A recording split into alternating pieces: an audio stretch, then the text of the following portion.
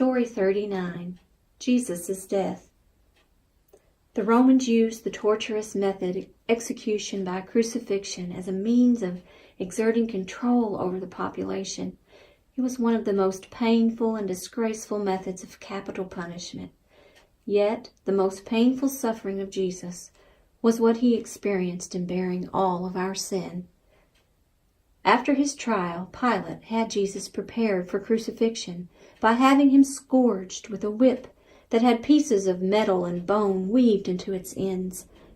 After they whipped him, the soldiers put a scarlet robe and crown of thorns on his head and mocked him, saying, "Hail, King of the Jews!"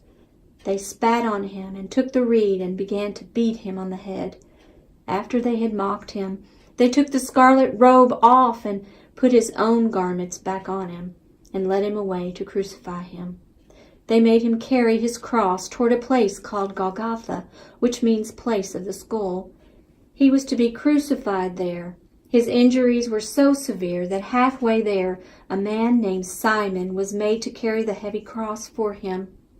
When they arrived on Golgotha, they nailed his feet and hands to the cross and lifted him up to the hang on the cross. A sign was placed on his cross and said in Hebrew, Greek, and Latin, "This is Jesus of Nazareth, the King of the Jews."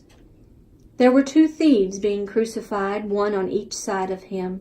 One of the thieves said that he believed that Jesus was the Son of God, and Jesus told him that he would see him that very day in paradise. But the other thief did not believe.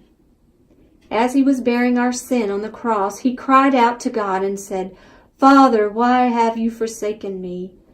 After this, Jesus cried out, "It is finished." As he breathed his last breath, he said to his Father, "Into your hands I commit my spirit." To make sure he was dead, a soldier pierced Jesus' side with a spear. The sky went black, and the curtain that separated the holy place from the Holy of Holies tore from top to bottom, indicating that the way had been opened for sinful mankind to come to holy God. Jesus fulfilled the promise to be the sacrifice for the sins of all people who would believe in him. Boys and girls, why did Jesus ask the Father why he had forsaken him? I want us to talk more about this.